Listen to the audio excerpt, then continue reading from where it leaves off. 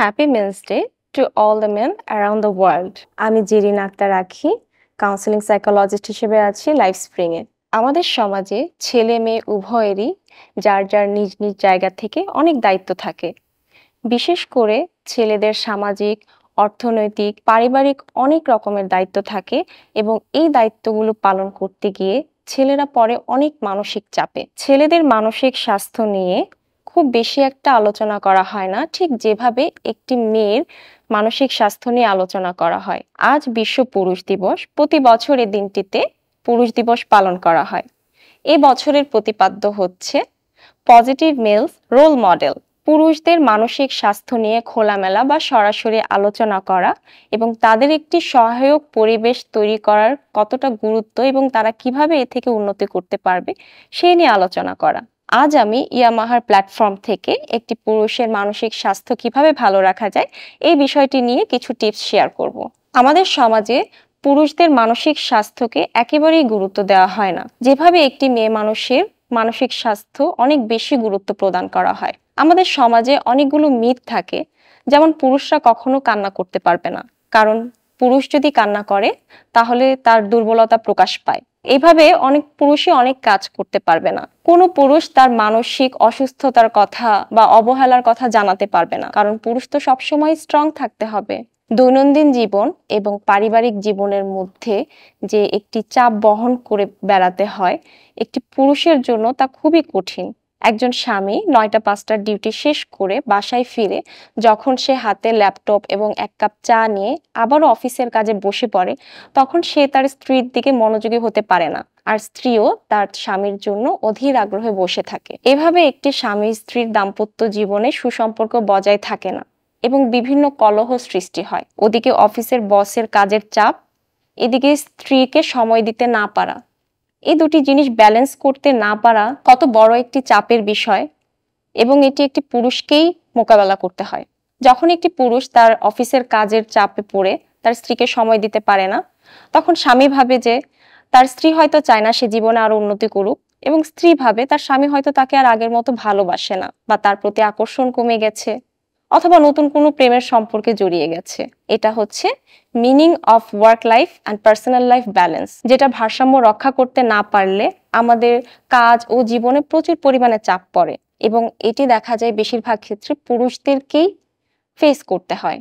অর্থাৎ জীবন ও কাজের মধ্যে যদি একটি সুন্দর সীমারেখা স্থাপন করা যায়, তাহলেই দাম্পত্য জীবনে কলহ সৃষ্টি হয় না এবং একটি ভারসাম্য রক্ষা করা যায়। অফিসের কাজ শেষে আপনি যখন বাসায় ফেরার প্রস্তুতি নিচ্ছেন, ঠিক তার 5 মিনিট আগেই আপনার বস এসে আপনাকে একটি ফাইল হাতে ধরিয়ে দিয়ে বলল যে এই কাজটি খুবই গুরুত্বপূর্ণ এবং এই কাজটি এখনই শেষ করতে হবে। আজকে আপনাদের বিবাহ বার্ষিকী, আর সেই কথা আপনার স্ত্রী আপনাকে বারবার ফোন করে জানিয়ে দিচ্ছে আজ কাজ শেষে আপনাদের ডিনার করতে যাওয়ার কথা। কিন্তু সেই মুহূর্তে আপনি কি করবেন? আপনার বসকে না বলবেন, নাকি খুব অসন্তুষ্টি নিয়ে কাজটি করবেন? আর কাজটি যদি না করতে চান, তাহলে কিভাবে আপনার বসকে না বলবেন? হয়তো আপনি আপনার বসকে খুশি করার জন্য অনেক রাগ ক্ষোভ নিয়ে কাজটি করলেন, কিন্তু এর ফলাফল কি ভালো হবে? এ ধরনের ঘটনা অফিসে প্রায়ই ঘটে থাকে।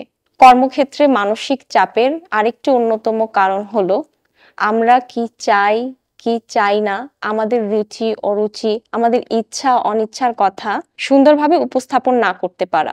একজন পুরুষ অফিসের কাজে তার বসকে খুশি করার জন্য মনের ভিতরে অসন্তুষ্টি নিয়ে কাজ করতে পারে। দেখা যায় অফিসের কাজ বাসায় পর্যন্ত নিয়ে আসে। সেই ক্ষেত্রে তার পারিবারিক, সামাজিক, দাম্পত্য জীবনে কলহ লেগেই থাকে এবং মানসিক চাপে দুর্বিষহ হয়ে ওঠে তার জীবন।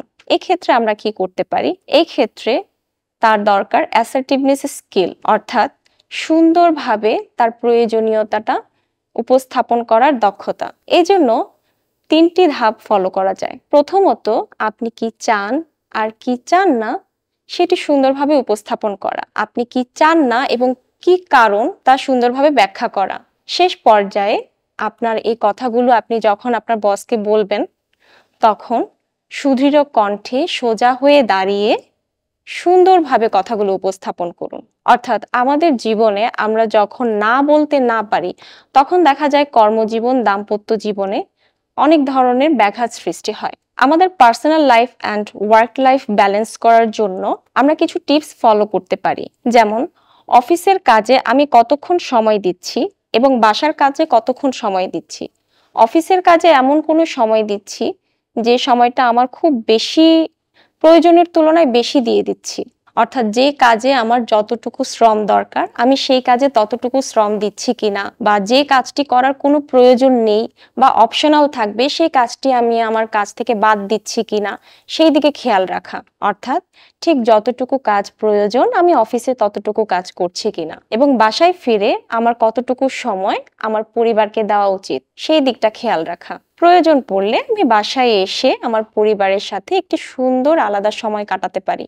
যখন আমি কোনো চাপের মধ্যে পড়ব তখন আমি আমার স্ত্রী, বাবা মা, সন্তান সবার সাথে এই বিষয়টি নিয়ে আলোচনা করতে পারি। প্রতিদিনকার একটি সুন্দর রুটিন তৈরি করা, যে রুটিনে আমার কাজ, পরিবার, আমার আনন্দ, আমার একাকিত্ব সবকিছুই থাকবে। যখন আমরা আমাদের জীবনের কোনো কঠিন সিদ্ধান্ত নিতে না পারি তখন দেখা যায় এর প্রভাব আমরা আমাদের স্ত্রী, বাবা মা, সন্তানের উপর দিয়ে থাকি এবং অফিসেও খুব চাপ নিয়ে কাজ করি, যে কাজের ফলাফল ভালো হয় না। এভাবে আমাদের মানসিক চাপ দিন দিন বাড়তেই থাকে এবং এর ফলে আমাদের শরীরের বিভিন্ন স্থানে ব্যথার সৃষ্টি হয় এবং আস্তে আস্তে আমাদের কর্মক্ষেত্রে এর পারফরমেন্স খুবই খারাপ হয় এবং বসও আপনার উপর খুব অসন্তুষ্ট হয়ে পড়বে। এজন্য আমাদের জীবন ও কাজে কতটুকু সময় আমি ব্যয় করছি, প্রয়োজনীয় কিনা বা অপ্রয়োজনীয় কিনা সেই দিকটা ভালোভাবে খেয়াল রাখা। আমি আমার জীবনে নতুন নতুন চ্যালেঞ্জ গ্রহণ করতে পারি এবং সে অনুযায়ী নতুন নতুন স্কিল ডেভেলপ করতে পারি। উইদাউট এনি স্কিল আমি যদি কোনো চ্যালেঞ্জ গ্রহণ করি সেক্ষেত্রে দেখা যাবে যে আমার কাজের ফল ভালো আসবে না এবং এ থেকে মানসিক চাপ বৃদ্ধি পেতেই থাকবে। আজকে এই বিশ্ব পুরুষ দিবসে পুরুষদের জন্য আরো একটি বিশেষ কথা বলা। পুরুষদের সুস্থ মানসিক স্বাস্থ্যের জন্য তাদের পর্যাপ্ত ঘুম, খাওয়া দাওয়া, একাকিত্ব সময় কাটানো, এই জিনিসগুলো খুবই গুরুত্বপূর্ণ। কাজ এবং জীবনের মধ্যে যদি কোনো চাপ অনুভব করা হয় তাহলে সময় অনুযায়ী কাজের পরিধিটা নিয়ন্ত্রণ করতে পারলে চাপ অনেকাংশে কমে যাবে। পরিবারের সবার সাথে বৈঠকে বসে কিছু আলোচনা করা, আলাদা কিছু সময় কাটানো, ঘুরতে যাওয়া, আমার ঠিক যে কাজটি পছন্দের হতে পারে গান শোনা, খেলাধুলা করা, টিভি দেখা বা মুভি দেখা, আমার পছন্দের খাবারটিও আমি রান্না করতে পারি।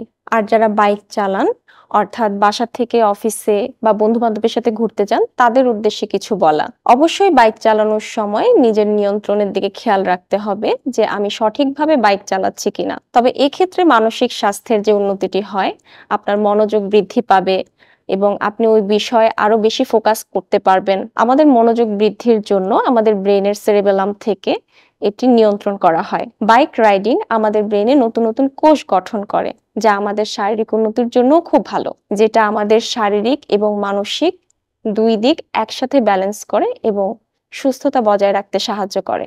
অনেকেই বাইক রাইডিং অনেক বেশি পছন্দ করে এবং যাদের এটি খুব বেশি পছন্দের তখন দেখা যায় তাদের যদি মন মানসিকতা তখন খুব খারাপ থাকে বা মানসিক স্বাস্থ্যের উপর খুব বেশি প্রভাব পড়ে, তখন তারা বাইক রাইডিং করে বন্ধু বান্ধবের সাথে দেখা করতে চলে যায় বা কোথাও ঘুরতে চলে যায়।